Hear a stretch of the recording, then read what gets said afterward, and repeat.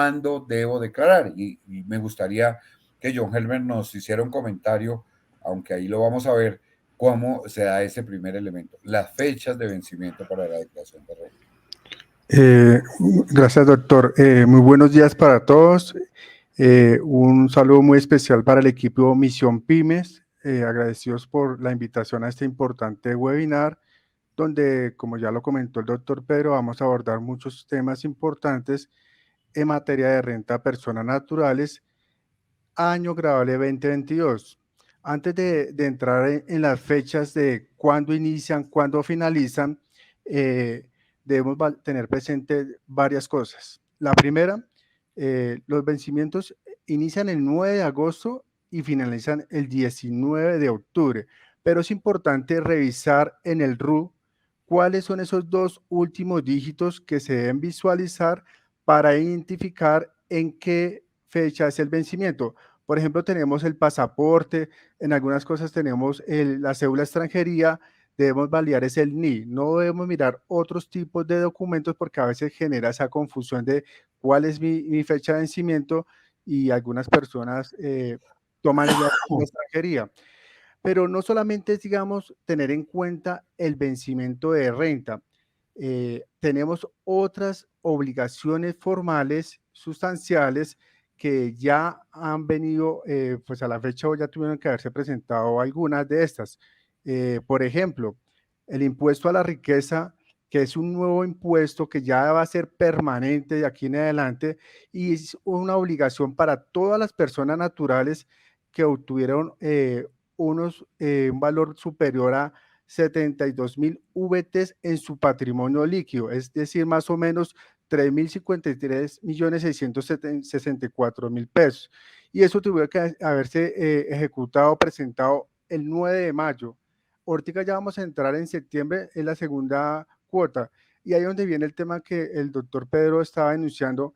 A veces la costumbre de nosotros es dejar casi ya para lo último empezar a hacer su planeación y mira que ya vemos que esto tenía que haberse hecho, no ahorita que estamos ahorita en el 9 de agosto, donde empiezan los vencimientos de renta, sino tenía que haberse realizado a partir de enero, febrero del año, a comienzo del año, donde se tenía que revisar cuál era, si estábamos obligados a presentar impuesto al patrimonio o si, por ejemplo, cumplimos con otro tope que es la información exógena. Entonces, si tuvimos unos ingresos superiores a 500 millones y esos, digamos, dentro de esos ingresos fueron obtenidos por rentas de capital o ingresos no laborales, también teníamos una obligación formal que era la presentación de los medios magnéticos que ya tuvieron su cumplimiento a partir del 16 de mayo y que ya culminaron en el 14 de junio. Son obligaciones que son formales, pero si no se presentaron vamos a tener alguna sanción pues respecto a esa declaración que no se presentó. Y por último, en el tema de vencimientos, adicional al tema de declaración de renta de personas naturales, no podemos olvidar si tenemos activos en el exterior que suponen el tope de 84 millones, debemos presentar la declaración de activos en el exterior.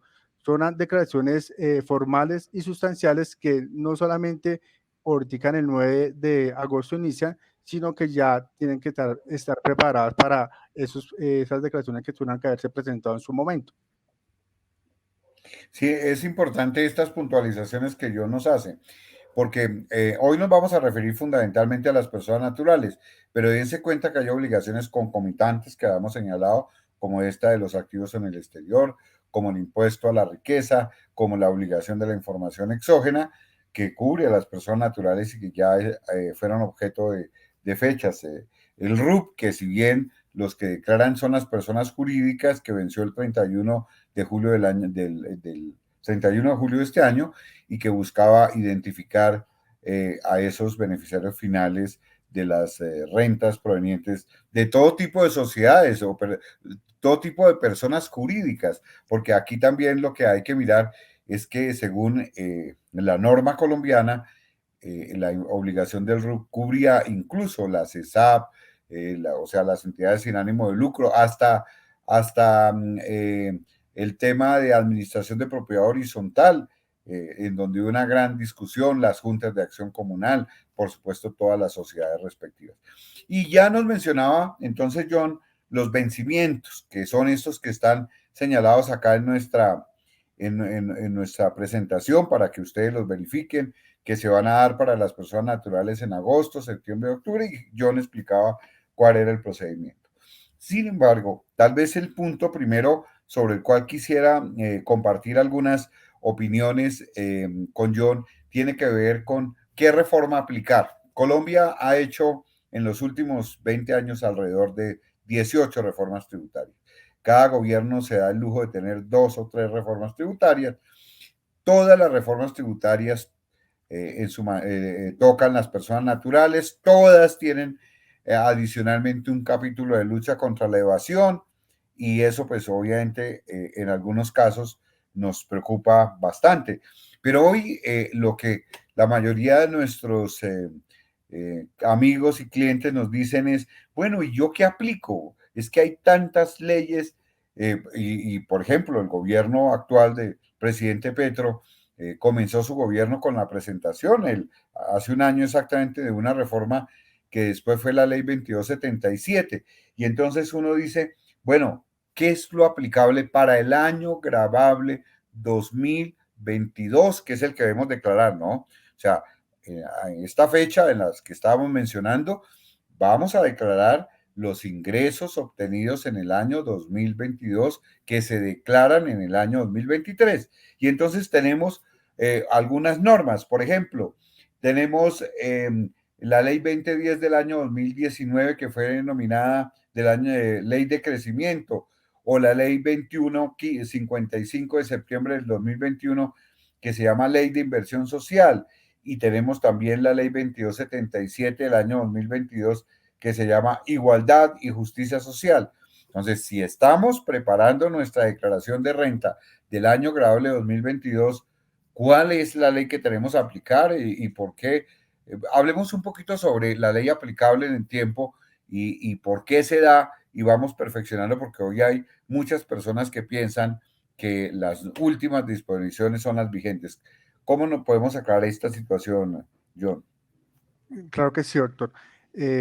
Para responder esa inquietud que normalmente pues, surge en el medio de casi de todos los contribuyentes, para este caso, año grabable 2022, como lo estamos viendo en la presentación, debemos tener la ley 2155 que fue aplicable, fue en el año 2021 que se expidió, y eso es por principio también de seguridad también de los contribuyentes, porque pues no tiene, digamos, sentido que yo saque una ley ahorita y la aplique, pues, y no tenga como esa seguridad de mi planeación y demás. Entonces yo, esa ley del 2155, que fue expedida en el 2021, entra a regir en el siguiente año, que fue en el año 2022. Y esa es la ley que debemos tener en cuenta para esta renta año grabable 2022 y que vamos a presentar ahorita el próximo 9 de agosto en adelante.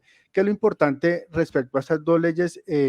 Y ahí viene nuevamente el tema de la planeación. Seguramente ahorita más de uno ya sabemos que hubo unos cambios de tarifas, especialmente en el impuesto a ganancias ocasionales, donde pues normalmente el impuesto a ganancias ocasionales era del 10%.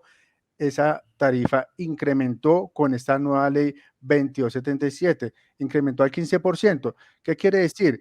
Que todavía podemos hacer una opción de planeación, que si tuvimos algún activo que posiblemente que queramos vender este año, pues tratemos de incrementarlo, su costo con las normas que lo permite, para que en el siguiente año pues esa ganancia ocasional no sea tan representativa, no afecte el flujo de caja del contribuyente, y se inicie, se pague, pero que se pague lo justo. Entonces son formas de planear que ya tenemos las normas del 2277 que va a aplicar para el año grabable 2023, pero que es desde ya donde tenemos que hacer esa planeación para que el golpe que vamos a recibir en el otro 2023 no sea tan fuerte como lo es ahorita en el 2022. Sí, afortunadamente la Constitución colombiana, la Constitución del año 91, establece que en materia de impuestos, las normas de impuestos rigen en el periodo siguiente. Y eso, como lo explicaba John, debe aplicarse en toda su extensión. Entonces, si en el año, para el año grabable 2022, se expiden unas normas tributarias. Esas normas tributarias que se expiden en el año grabable de 2022 entran a regir para el año grabable de 2023, que es el caso de la ley 2277. La ley 2277 se expidió, fue promulgada por el gobierno nacional a finales del mes de diciembre del año 2022 y por lo tanto no pueden regir el año grabable de 2022, rigen el periodo siguiente, el año 2023. Y así igualmente, la ley 1555 fue expedida en el año 2021, no podía regir en materia del impuesto sobre la renta para el año 2021, sino que regía para el año grabable 2022, para el periodo fiscal siguiente. Pero veamos que eso también tiene unas connotaciones en el IVA, por ejemplo, porque los periodos del IVA son bimestrales. Entonces, no es lo mismo cuando hay unas normas regulatorias en materia de IVA, porque la entrada en vigencia puede ser en el periodo siguiente y el periodo si es bimestral, pues obviamente entra a regir en un periodo mucho más específico. Por eso a veces las leyes traen una norma especial de entrada en vigencia. Y también hay que entrar acá a diferenciar las normas de procedimiento. Hay unas normas que se llaman sustanciales, que establecen la obligación del contribuyente, crean el impuesto a la riqueza o crean una deducción o eliminan o limitan una deducción. Esas son normas sustanciales que entran en el periodo correspondiente, en el periodo siguiente. Pero hay unas normas de procedimiento y esas normas que son de orden público comienzan a regir de inmediato. Por eso es tan importante en materia tributaria estar muy bien asesorado a efectos de saber exactamente qué sucede. Por ejemplo, si se establece una norma más favorable, entonces pues yo puedo solicitar en determinado momento, así el periodo fiscal sea el siguiente, la aplicación de esa norma más favorable por un principio de favorabilidad que hoy el Consejo de Estado y la Corte Constitucional han considerado que son posibles en materia tributaria. Entonces, ahí es bien importante saber que el año grabable 2022, como lo explicábamos, va a ejecutar o a aplicar la ley para efectos del impuesto sobre la renta de personas naturales contenida con los cambios del 2155 y todas las que estaban vigentes con anterioridad y que es importante que también comencemos a hablar en el año 2023 de algunas reglas que si bien no son aplicables tributariamente para este año, sí pueden ayudarnos a abrir y tener una mejor perspectiva tributaria en el año siguiente. Pero la pregunta son los topes. Yo creo que una de las dudas que a diario tenemos son los topes y por eso me gustaría que habláramos un poquito de la noción de patrimonio al término del año grabable 2021, porque estamos hablando de la declaración de renta del año grabable 2022. ¿Qué es lo que nos dice la norma sobre patrimonio y los montos de patrimonio, John? De acuerdo, doctor. Patrimonio, ¿a qué representa? Son aquellos todos esos bienes materiales y inmateriales, por ejemplo, la finca raíz, los vehículos, las cuentas de ahorro, son todos aquellos bienes que tiene cada contribuyente y que al final supera el tope de 171.018 pesos. Entonces, si un contribuyente supera ese tope, y que sea residente fiscal, estaría obligado a presentar impuesto a la renta. ¿Qué puede pasar acá y que se ha presentado en algunas figuras familiares? Ejemplo, una persona tiene su cónyuge, pero su cónyuge tiene el 50% de un inmueble. El inmueble vale 200 millones. Entonces, si el 50% le corresponde al esposo, pues serían 100 millones. Entonces, si fuese de esa manera, no estaría obligado porque no está cumpliendo con ese primera opción, que es el patrimonio que supere los 171. Pero ¿qué puede pasar en las otras alternativas? Que si yo Pero en tuve, esa, una pregunta, John, en esa. Por ejemplo, si el cónyuge tiene el esposo, por ejemplo, tiene la totalidad de la titularidad del bien, o sea, se lo escrituraron a él, él es dueño de la casa de los 200 millones de pesos, así después, en un proceso de liquidación de la sociedad conyugal, se demuestre que es la mitad, en ese caso, ¿qué sucedería? ahí tiene la obligación en la persona que tiene en ese momento el inmueble. O sea, si el inmueble está en el predial está a nombre de la persona, del esposo como tal, 100%, él tiene la obligación de presentar su declaración por el total del patrimonio del bien que tenga ahí. No lo puede, digamos, justificar a la administración de impuestos. No, mira que pues tengo a mi esposa, tengo mis hijos, entonces a cada uno le pertenece una parte. No, ahí tiene la responsabilidad y debería presentar su declaración de renta por el 100% del inmueble. Y a veces encontramos también otros hechos que son un poquito objeto de del folclore con que tomamos a veces las cosas.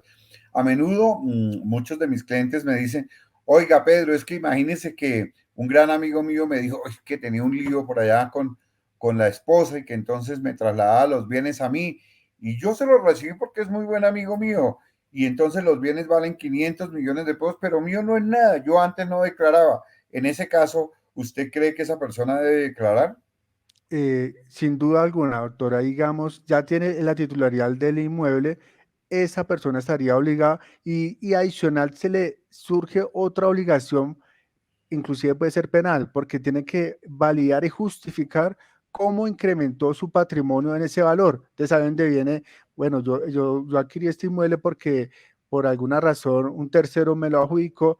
Entonces ahí donde dice, bueno, ¿cómo, por quién se lo adjudicó y cuál fue el sentido? Entonces tendría que justificar ese enriquecimiento patrimonial. Entonces no es fácil que a veces las personas, no, chévere, me adjudicaron un inmueble, un vehículo, o inclusive me genera, que también pasa, digamos, en las cuentas bancarias, que pues hay personas que no les gusta manejar las cuentas bancarias porque pues son ácidos al tema bancario. Entonces yo le presto la cuenta bancaria a una persona pues que la requiera.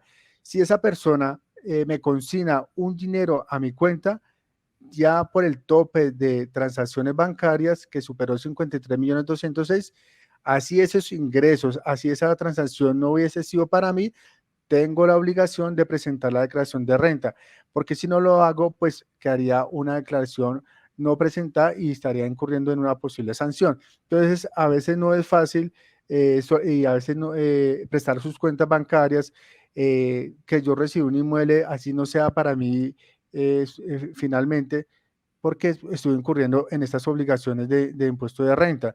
Entonces, son ejemplos que pueden pasar. Otro ejemplo muy fácil que normalmente pasa en las empresas. El mensajero de la compañía, el mensajero de la compañía, pues le dice, no, mire, le vamos a consignar acá para los reembolsos de caja menor, le vamos a consignar acá para que vaya a pagar los impuestos. Y resulta que el mensajero de la compañía no gana más de 2 millones de pesos y superó, y ya completó 44 millones, 46 millones, 50 millones menos. Pero entonces, a producto de todas esas transacciones de la compañía, lo obligaron a que él tenía que presentar la declaración de renta. Y la DIAN, pues si él no sustenta y no presentó, puede incurrir en una sanción ahí de no presentar su declaración. John, pero me quedó unas dudas en materia de patrimonio bruto. Cuando usted decía, si a esa persona, al amigo mío que le trasladaron los activos por 500 millones de pesos, entonces él dice, bueno, yo tengo que declarar 500 millones de pesos, pero como yo no tenía nada antes de declarar, entonces yo lo único que debo justificar es entre los 171 y 500, o yo tengo que decir de dónde saqué todos los 500. Si la DIAN lo requiere, tiene que justificar los 500. No, así no lo requiera, pero pues, Tengo, jurídicamente lo tengo que los justificar 500. los 500. Bueno, entonces, ¿y qué sucede si yo lo que tengo es poco a poco he ido incrementando, arreglando mi casa? Antes valía 160 y ahora está en 171. Entonces, por primera vez voy a declarar, ¿tengo que justificar de dónde saqué los 171? ¿Que Normalmente es el no, tope mínimo? no, ¿Cómo? normalmente no lo debería justificar porque es producto, digamos, de todo ese historial que ha tenido y que está justificado prácticamente vía transacciones bancarias, vías de otras vías que la DIAN puede validar que efectivamente no fue que de la noche a la mañana resulté con más de 172 millones, sino que fue producto de, pues, de la vía laboral de cada persona, ¿sí? Entonces, no, en ese principio no debería justificarlo y si lo tengo que justificar, pues se tendría la manera de mirar su historial laboral o comercial para demostrar que pues en los años anteriores yo no tenía la obligación, pero ya en este año 2022 tuve la obligación porque tuve un año muy productivo. Vean ustedes, esa es una precisión bien importante, porque especialmente aquellos que hacen esos favores, otras ya son un poquito más en la línea del orden del derecho penal, como el testaferrato, esos favores le salen caros y hay que medirlos. Pero no es que si una persona poco a poco, como decía John, ha ido incrementando su patrimonio y resulta que a 31 de diciembre del año 2021, y ahora nos referimos a esa fecha, tiene un capital, un patrimonio de 171 millones de pesos y va a declarar, es que tengan que decir, bueno, entonces, como es por primera vez, entonces eso se me convierte en renta líquida agravable, porque como yo nunca había dicho que tenía nada y declaro los 171, entonces la administración tributaria o la ley le puede decir a uno, bueno, y usted, entonces como no había dicho que tenía algo, alguna ingreso y había ido capitalizando, entonces vuelve a eso renta líquida agradable. Aquí hay un paso a paso. Obviamente debo dejar por defendernos pues todos los rastros de que no es que me apareció de la noche a la mañana esta suma de dinero porque puede ser objeto de investigación, pero cuando se trata de esas apariciones misteriosas de grandes sumas de dinero que aparecen como patrimonio de muchos contribuyentes, a ellos les toca demostrar de dónde sacaron la plata. Y como no la tenían, eso inicialmente es una renta líquida gravable, que es una renta sin deducciones. Es decir, los 500 millones de pesos que yo estoy diciendo que me trasladaron y me aparecieron de la noche a la mañana, se convierten en la base para aplicar la tarifa del impuesto sobre la renta, ¿no? Eso hay que tenerlo en cuenta. Pero además, ¿por qué decimos nosotros acá que ese patrimonio se debe tener en cuenta? Es el patrimonio a 31 de diciembre del año 2021. No sería que la ley lo debe decir es, bueno, al final, al 31 de diciembre del año 2022, John. Sí, doctor, efectivamente se tiene que hacer, digamos, para mirar esa comparación, se mira el 2021, pero digamos, el tope como tal para, si yo estoy obligado para el año 2022, inclusive los ingresos y demás, si yo cumplí al final de 31 de diciembre de 2022, 171,018, estoy obligado ¿qué? A presentar renta. ¿Qué pasa si de pronto al 31 de diciembre del 2022 tuve solamente en patrimonio y los otros consideraciones no fueron, sino que tuve 170 millones? No estaría obligado a presentar renta porque no cumplí con el tope al 31 de diciembre del 2022 de esos 171,018. Y si tenía los 172 millones a 31 de diciembre del año 2021 y perdí un poco de patrimonio, entonces en ese caso sí debo declarar. No, digamos, ahí estaría justificado que de cierta manera, pues, digamos, tuvo alguna incidencia que al 31 de diciembre del 2022, pues ya digamos, yo el año 2021 sí declaré porque cumplí con los topes, porque tenía esos 171 y en esa manera, pues tuve la obligación en el 2021. Pero ¿qué pasa en el 2022? Resulta que en el 2022 cerré el 31 de diciembre del 2022 con 170 millones. Ya y no cumplí con los demás topes, no cumplí ni con ingresos ni transacciones porque pues la situación estuvo un poco difícil o que de pronto solamente llegué a 50 millones al año. Entonces, si no cumplí con 171 millones al 2022, ni tampoco los 53 millones en ingresos, consumos y transacciones al 31 de diciembre de 2022, no tendría en principio que declarar renta por ese año. Así Aquí hay hubiese que tener, sido, así digamos en el 2021 hubiese sido, aquí como lo vemos en la presentación, hubiéramos tenido la obligación de haber presentado renta y teníamos un patrimonio bruto de 171, pero por alguna razón vendí mi vehículo, mi cuenta bancaria que tenía de pronto un tope de 10 milloncitos, lo consumí porque pues, no tuve como esos ingresos durante el año y al final del 31 de diciembre del 2022 cerré con 171 millones o menos y los otros topes no los cumplí. Así hubiese declarado renta 2021, ya la DIAN no me tiene que justificar, o sea, no tendría la obligación de presentar en este año renta, a menos que puede ser otra posibilidad, que resulta que cuando yo presenté mi renta el 2021, porque tenía los topes en su momento, y obtuve un saldo a favor en el 2021, pero entonces no lo solicité, pero que resulta que en el 2021 tengo la obligación y lo que quiero es imputar o arrastrar en el siguiente año 2022, ahí en ese momento, así no tenga la obligación de presentar declaración, no cumple con los topes, la recomendación es, si no va a pedir el saldo a favor, pues presente su declaración, impute ese saldo a favor y tiene su saldo a favor en el 2022 para en cualquier momento, por ejemplo en el 2023 que va a ser un poco fuerte, pues ahí se pueda compensar ese valor en el O sea, 2023. John, entonces, ese tema es bien importante. Entonces, yo tengo en el año, presenté mi declaración de renta en el año 2021 y me arrojó un saldo a favor, objeto de devolución. En el año 2022 no cumplo con los topes, pero no quiero perder mi saldo a favor, entonces declaro y arrastro ese saldo a favor y me sigue teniendo un saldo a favor.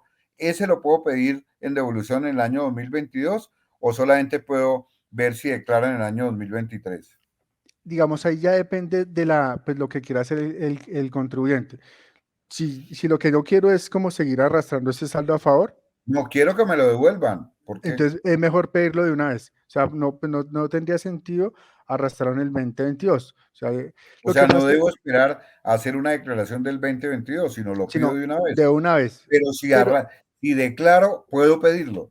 así es. Lo que pasa es que, pues, y esto también es una invitación también a, pues, a todos los, aquí, a esta comunidad de Misión Pymes, que pues, muchos pues tienen temor de solicitar sus saldos a favor y hacen esto precisamente. Yo no, prefiero arrastrar ese saldo a favor y más bien no quiero tener problemas con la vida porque no quiero perder pronto en vez de pedir un saldo a favor, resultes antes pagándole a la DIAN.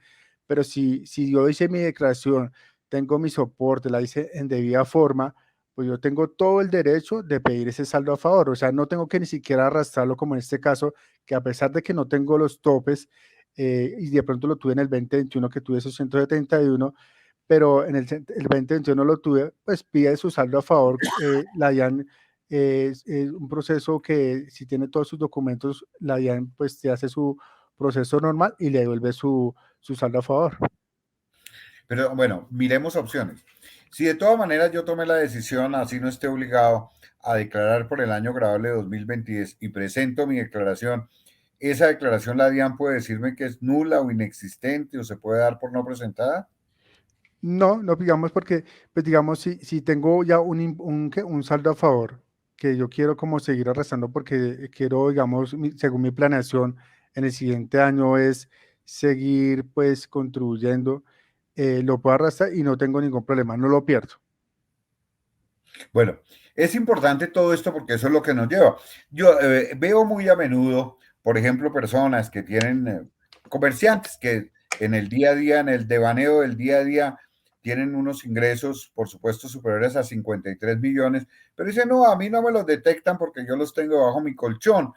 Sin embargo, van a restaurantes, hacen compras de ropa en empresas con tarjetas de crédito, compran pasajes, utilizan hoteles y resulta que también dicen, no, eso no hay ningún problema porque la DIAN cómo va a saber y cómo va a sumar que yo hice esos consumos con tarjeta de crédito. Aquí decimos, si usted consumió más de 53 millones de pesos con tarjetas de crédito, pues debe declarar. Así diga que no tenga ingresos, así diga que no tiene patrimonio. Pero no se nos olvide lo que les estaba diciendo del Big Data. Hoy la administración tributaria tiene una posibilidad absolutamente elemental y sencilla, eso sí no tiene ningún tipo de complicación, de saber cuánto fue lo que usted pagó en tarjetas de crédito o las compras o consumos iguales o superiores a 53 millones.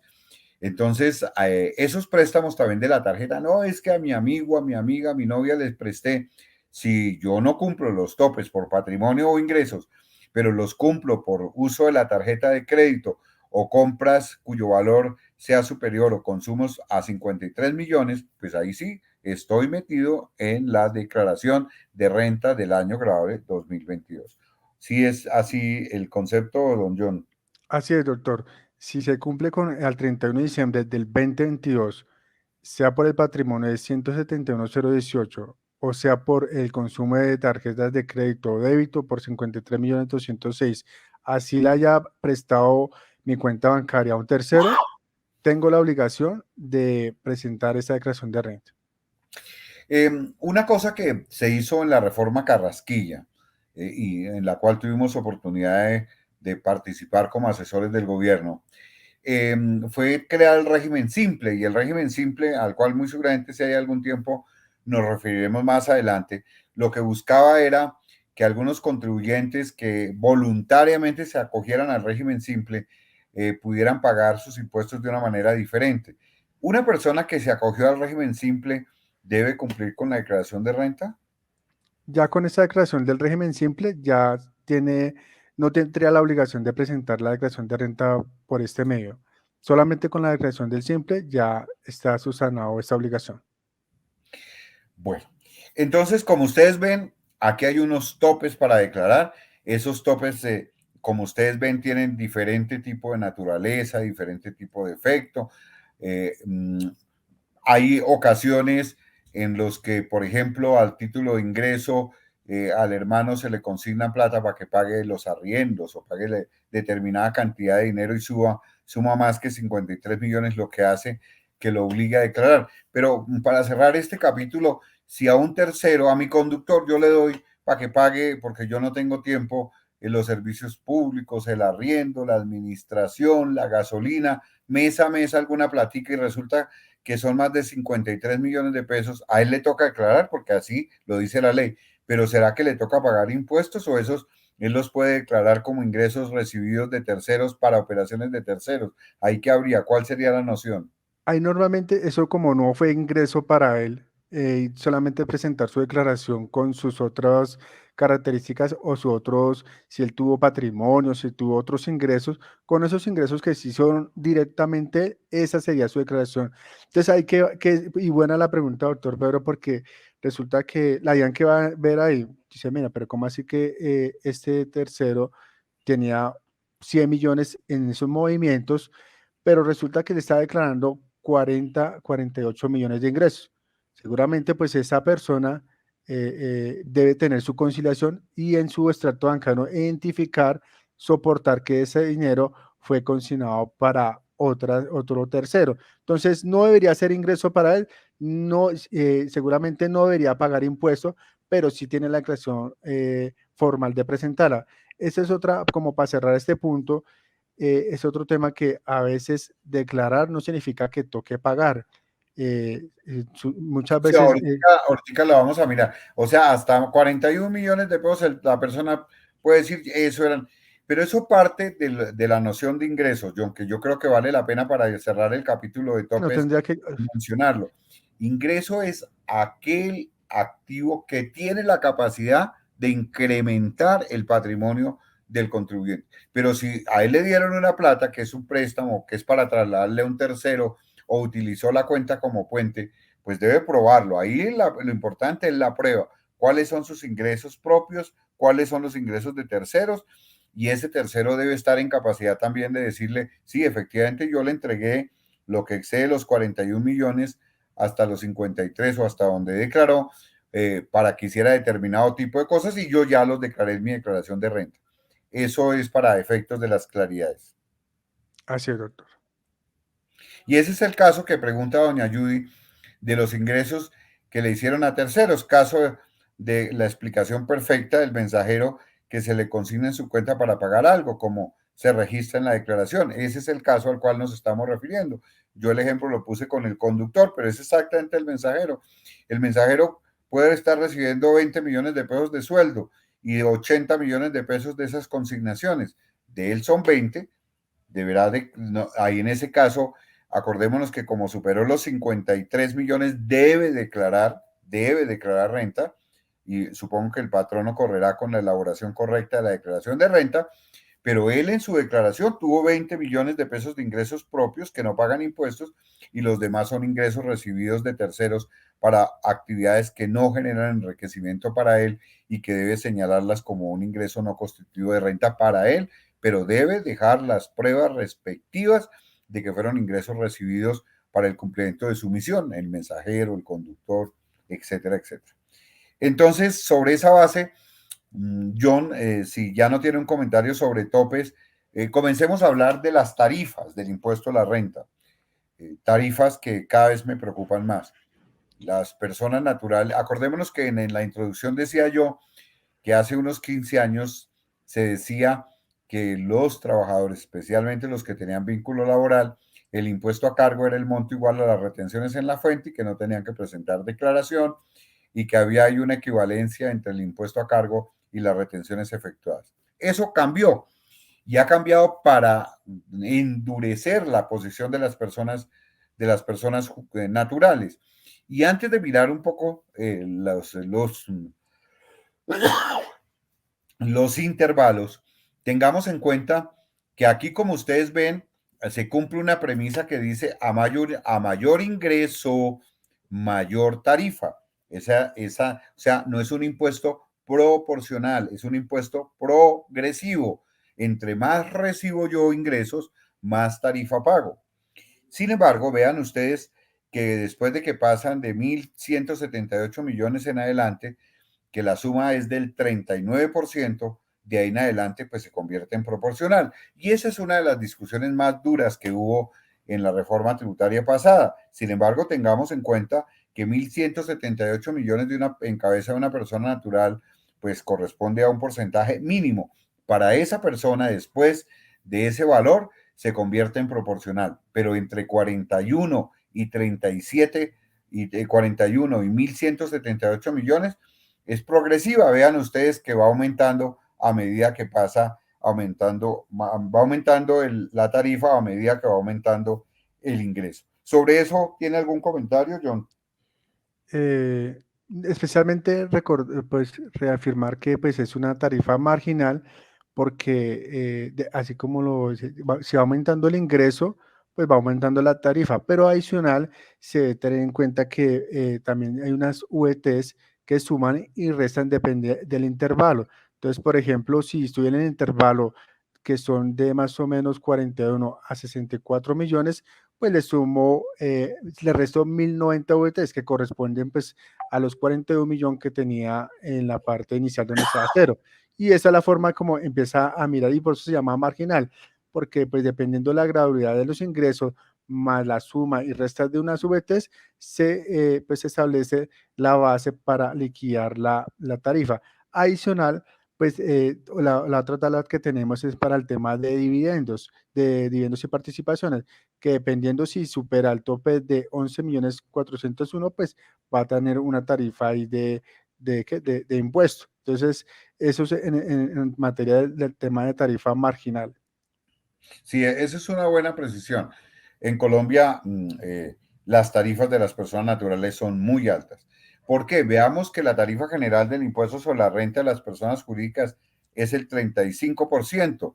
Y si es el 35% y tiene posibilidad de costos y deducciones, podría uno llegar a una tarifa real de tributación muchísimo menor del 35%. De hecho, la OCDE ha señalado que las personas jurídicas en Colombia tiene una tasa real de tributación del 14. Entonces, si tiene una tasa de tributación del 14, esa persona jurídica estaría como en el rango de aproximadamente el segundo rango, que es el del 19% aquí en personas naturales. Y ahí vería uno que, pues obviamente, en ocasiones hay que comenzar a mirar, no será mejor si yo puedo recibir mis ingresos en cabeza de una sociedad y no en cabeza de la persona natural, no será mejor migrar a una sociedad. No es tan fácil y más adelante lo vamos a hablar. No es simplemente, no, tranquilo, pásese a una sociedad. No es así de llano, no es así de elemental, pero hay. Como conclusión y además para ir respondiendo preguntas, sí, efectivamente una persona es contribuyente colombiano y más adelante creo que vamos a hablar de cuáles son los contribuyentes colombianos y cuando son residentes, a partir de qué tiempo son residentes, pero si es un contribuyente colombiano y los ingresos le llegan de cualquier lugar del mundo, Así no lleguen a Colombia, pero el residente colombiano debe declarar. Así los ubique en Dubái o los traiga a la cuenta personal de la vivienda en Colombia. Debe declarar y dependiendo del monto, debe pagar impuestos y ahí están los montos respectivos. Importante la mención que usted hizo del VT, John, porque a veces la gente habla de VT y no sabe qué es eso, y es la unidad de valor tributario. ¿Y eso cómo se maneja? ¿Sube todos los años? ¿Qué relación tiene con la inflación? Sí, normalmente cada año, dependiendo de la inflación, va aumentando la VT. Entonces, y eso es importante también porque, pues para este año la VT está más de 41.000 pesos y no es la misma manejarlo para el año grave 2022, que a veces se presenta como esas diferencias que como la VT para el 2023 es mayor a la que teníamos en el 2022, pues no, se debe utilizar la VT que sea establecida en cada año gravable. Entonces, para el año gravable 2022 está por 38.004. Y dependiendo, pues el artículo 241, donde está como la depuración de la tabla, pues ahí habla de VT. Acá lo colocamos en modo de pesos, como para mayor facilidad para mirar los rangos de si estaría obligado a pagar una tarifa del 19, 28 o 33, pero normalmente lo que está en la normativa habla es de VTs. Bueno, Jonas, otra cosa que me gustaría que habláramos. La persona natural de pronto toma la decisión de que no tiene ingresos directos, crea sociedades. Entonces, todos los activos que tiene los tiene en sociedades. Y esa sociedad da utilidades. Y entonces tiene o dividendos o participaciones.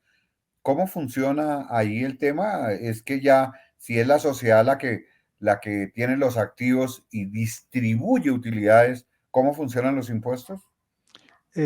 Ahí ya digamos lo que, después de que pues la sociedad pagaría el impuesto que le corresponde a la sociedad. Después de que ya se pagó ese impuesto, pues ahí tiene unos dividendos. Esos dividendos pues se le distribuyen pues, a cada uno de los socios accionistas y esa partecita de dividendos, dependiendo si fue grabado o no grabado, pues se lleva a que también a incorporar en cada una de las declaraciones según corresponda. Digamos, si tengo una persona que recibió un dividendo mayor a 11 millones, pues lo colocó ahí como una participación o un dividendo que recibí de esa sociedad. Entonces, a veces no es, digamos, solamente mirar que yo creo una sociedad, sino que tengo que mirar también cuál sería el impacto final con mi declaración de renta como persona natural. Tengo que mirar cuánto estoy pagando allá y cómo estoy pagando acá, porque a veces las personas crean sociedades y al final pues también tienen que pagar un impuesto final ahí en la renta como persona natural. Entonces toca mirar esas proyecciones a ver qué es más beneficioso, si crear una sociedad o simplemente seguir como renta persona natural. Aquí es importante señalar que cuando estamos hablando nosotros del año gravable 2022, que es en el que vamos a declarar, la ley está diciendo que de cero en dividendos hasta 11 millones 400 paga cero de tarifa. De 11 millones 400 en adelante paga el 10%, que es la tarifa anterior. La ley 2277 cambió la tarifa para el año gravable 2023. Esos ya son hechos consumados, porque si hubo distribución de utilidades en el año 2022, tuvieron que haber sido decretadas en el año 2022, ¿no, John? Así es, doctor. Y adicional, pues, como lo también pasó como las ganancias ocasionales, pues ya la tarifa ya no es del 10, sino es del 15%. Entonces, ya para el año, pues, si el año pasado no se hizo pues, la distribución de dividendos o participaciones, para este año ya, pues ya entraría ese dividendo para el otro año y ya la tarifa de nuevo es del 10% como la estamos viendo acá, sino se incrementó con la ley 2277 al 15%. Eso es bien importante porque estamos hablando de los periodos fiscales, pero ya los hechos jurídicos deben estar causados. Si aquí estamos hablando de dividendos y participaciones, como lo anotábamos, ese dividendo y participación que estaban por distribuir se debieron haber distribuido en el año 2022 y por supuesto la tributación es la que se señala allí y se paga pues conforme a los procedimientos legales. Si ya la liquidación la va a hacer en el año 2023, pues ya pagará en el año gradable 2023 las sumas que se está señalando. Pero acordémonos adicionalmente que las empresas están en la posibilidad de ir capitalizando y no distribuyendo las utilidades, que es una forma también pues obviamente de fortalecer las empresas y no pagar una tributación. ¿Es obligatorio la distribución de dividendos y participaciones, John? No, eso ya es facultad de cada sociedad, mirar en qué momento pues, considera decretar o no decretar dividendos. Normalmente pues las sociedades lo decretan cada año, pero hay otras sociedades que lo dejan a acumular y ya después cuando consideran pues hacen la decretación de dividendos. Y en ese momento, cuando hacen la decretación, es donde se empiezan a mirar esos efectos fiscales. Bueno, este es parte de los temas importantes que habíamos señalado. Pero un poco la preocupación que muchos tienen ahora que hay unas grandes migraciones de empresarios colombianos y de trabajadores comunes y corrientes al exterior y se van y fijan su residencia en Estados Unidos o en Europa. El tema de la residencia fiscal y sus implicaciones vale la pena que nosotros comencemos a mirarla, porque esa residencia fiscal lo que responde fundamentalmente es dónde debo declarar. Y entonces hay unos criterios. Hablemos un poco de esos criterios. Miremos el primero de los criterios, nacionales o extranjeros que permanezcan más de 183 días, John. Sí, más adelantico vamos a mirar un poquito más detallado ese criterio porque principalmente ese criterio nació con la ley del 1607 del 2012, que a partir del 2023 en adelante, ese criterio, si yo permanecí en Colombia continuado, discontinuamente más de 183 días, soy residente fiscal y ahí aplica tanto para nacionales como para extranjeros. Pero el siguiente criterio que lo que estaba pasando, que muchos colombianos estaban mirando otras alternativas en otros países y pues dejaron acá sus familias, dejaron sus ingresos, dejaron, digamos, o sus ingresos son acá de Colombia, pero se fueron a, pues, a otro país, pero tienen sus activos, pues esas personas, si el tope es más del 50%, es residente fiscal. ¿Y por qué es importante definir si es residente fiscal o no es residente fiscal? Porque si es residente fiscal, debe declarar su renta por renta mundial, es decir, tengo que declarar, como lo decía el doctor Pedro, mis ingresos de Dubái, mis ingresos de Colombia, mis ingresos de México, acá en Colombia, porque soy residente fiscal. Y también tengo que declarar mis activos que tenga aquí en Colombia o en el exterior. Pero si no soy residente fiscal, porque no cumplo con las características, pero cumple con alguno de los topes para declarar renta, pues solamente declaro los ingresos o activos que tengo acá en Colombia. Por eso es importante diferenciar el tema de residencia fiscal. ¿Y qué soportes, digamos, puedo acreditar, digamos, si yo estoy en otro país y la Administración de Impuestos de acá de Colombia me dice, bueno, ¿cuál es su residencia fiscal? Debo soportarle a la DIAN que mi residencia fiscal es en otro país y que acá en Colombia yo no tengo ninguna de estas características para ser residente fiscal. De si no demuestro eso, seguramente la DIAN puede invitarlo a presentar la declaración de renta. ¿Y cuál es el otro punto importante? Si posiblemente mis ingresos, que es la segunda slide, Camila, El que viene. que es el siguiente, que digamos, puede ser que sea una persona nacional, pero resulta que mi 50% de ingresos pertenecen a otro domicilio allá fuera de Colombia y pues tengo también, o tengo mis activos allá fuera de Colombia, con esas dos condiciones y no cumple mis 183 días acá en Colombia, puedo tener la alternativa de que no soy residente fiscal. Entonces, es revisar ese artículo que toca revisarlo muy detalladamente, el artículo 10 del Estatuto Tributario, donde hay unos criterios que toca tener, son muy sensibles que con cualquiera de esos me obliga a ser residente fiscal y si tengo nuevamente, si yo soy residente fiscal, pues tengo unas obligaciones formales y dependiendo del formulario, porque digamos, si yo a veces así cumpla mi obligación de presentar mi impuesto de renta por el formulario 110, que son para los no residentes fiscales, y resulta que la DIAN detecta que tenía que presentar su declaración con el formato 210, que es para los residentes fiscales, entonces ahí mi declaración va a quedar como no válida, entonces va a entrar en un conflicto con la administración de impuestos porque presenté mi impuesto, posiblemente pagué, pero pronto esa declaración va a ser válida, no válida para la DIAN. Entonces es muy importante revisar el tema de la residencia fiscal Pero John, porque En ese caso soy yo el que me califico, yo como en cualquiera de mis modalidades, soy el que tomo la decisión. La administración puede pedirme la prueba, pero yo no necesito ir a la Diana que me califique si soy residente fiscal o no. Yo presento mi declaración dependiendo de la modalidad que yo considere y debo guardar las pruebas para demostrar, porque la administración puede decir, no, usted si era residente, demuéstreme que era residente.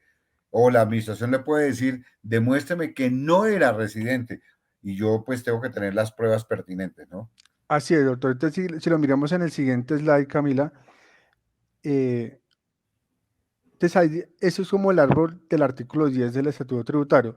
Entonces, primero tengo que revisar si cumplo con la primera opción de la permanencia continua o descontinua acá en Colombia. Entonces, si yo permanecí en Colombia más de 183 días, y ahorita lo vamos a mirar un poquito más, un ejemplo detallado, porque seguramente la mayoría de personas lo que hacen es, no, estoy acá en Colombia en el 2021, que estuve acá, digamos, en noviembre, diciembre, de octubre a diciembre de 2021, y en el 2022 estuve otros 3 meses, y ahí se fue para otro país. Entonces dice, no, pues yo en Colombia estuve en el 2022 solamente 100 días, pero lo que pasa es que te tienen que revisar de año corrido, año calendario, pero ya que lo miramos en el otro ejemplo. Entonces, es el primer criterio. Si yo cumplo lo más de 183 días, ya los demás criterios no me estimen de ser residente fiscal. Entonces, ahí tengo que cumplir presentando mi declaración con el formato 210, donde presento mis ingresos a nivel mundial, mis activos a nivel mundial, y presento mi declaración con esas formalidades. Si no soy residente fiscal, empiezo a mirar los otros criterios. Entonces, ¿dónde tengo mis activos? ¿Dónde tengo mis ingresos? ¿Dónde tengo mi familia? Pues si ya cumplo con alguno de eso, pues soy residente fiscal. Y finalmente, para determinar si yo tuve mis ingresos más del 50% en otro país, pero no tengo ningún tema de días acá en Colombia, pues de esa manera sería no residente fiscal. Entonces, miremoslo en el otro slide para mirar un poco más Es detallado. importante mirarlo en el otro slide, que es una línea de tiempo, esta que es una línea de tiempo, y la Ahí, permanencia por más de 183 días de que hablaba John, para efectos de tener preciso que no es que yo el día 182 me vaya del país y luego regrese 2 días y digo interrumpí. ¿Cómo funciona aquí? Explíquemelo en la línea de tiempo. de acuerdo. Entonces, es de mirarlo año corrido. Entonces, por ejemplo, entré en enero primero del 2021 y miro hasta diciembre de 2021 si durante ese lazo permanecí continuamente 183 días. Es decir, por ejemplo, entré en enero 3 meses y resulta que durante todo el año pues no cumplí los 183 y entonces empiezo a mirar hasta la última salida, hasta el último ingreso. Entonces, un ejemplo que entré y salí y en abril volví, ingresé como primera vez y me retiré por ahí, digamos, en septiembre. Entonces, digamos, no completé los 183, pero resulta que en enero 2022 eh, permanecí unos días para completar esos 183. Yo no tengo que mirarlo de enero a diciembre de 2022, sino tengo que mirarlo desde abril a abril, si dentro de ese lazo de 365 días cumplí los 183 días. Si yo cumplí los 183 días dentro de ese rango, soy residente fiscal y tengo las obligaciones de presentar mi declaración de renta a nivel mundial. Es un poquito, digamos, un poquito dispendioso y a veces le toca a uno inclusive hay recomendaciones que a veces que hay personas que entran, salen, su pasaporte a veces pues no tienen todos los sellos de entrada y salida. La recomendación es solicitar a la DIAN que les pida como una certificación de cuántos días ha estado acá en Colombia. Con eso tiene la seguridad, ¿Y si cómo prueba? ¿Cómo de prueba? como prueba de que ¿Cómo efectivamente voy yo a la Diana a decirle certifíqueme que yo duré solamente 20 días? La ellos Diana tienen, tiene eso. ellos, ¿No es a través del pasaporte? no, a través de ellos tienen un vínculo con migración. Hay un correo donde se solicita por un mail donde le dice, por favor, confirme, espíame el certificado para confirmar si yo tuve pues esa facultad de los días acá en Colombia, porque a veces es muy dispendioso, a veces hay ejecutivos que están en diferentes países y no tienen como esa certeza de cuántos días fue que estuvo aquí en Colombia. Entonces, lo más recomendable es hacer esa solicitud directamente a la DIAN, donde la DIAN le va a decir, mire, efectivamente, ellos acá valían y le dicen, mire, efectivamente usted para el 2021, pues no fue reciente, pero usted a final de diciembre sí estuvo más sumado el 2022, para el 2022 usted sí es residente fiscal. Entonces, esa es como una recomendación, solicitarle directamente a la administración de impuestos si no se tiene la certeza de las entradas y salidas de los 183 días. Si se O tiene la si no, certeza, entonces lo más recomendable no presente su declaración ya como residente fiscal y ya pues se mitiga ese riesgo de pronto que la administración lo invite por no haber presentado su declaración de renta. bueno, entonces en conclusión tenemos, primero que no es año calendario, el año 2022, año 2023 el que yo debo contabilizar, sino un año corrido, un año de 365 días, así una parte esté en un año 2022, otro en año 2021, otros 183 días de permanencia continua o discontinua en un periodo de 365 días.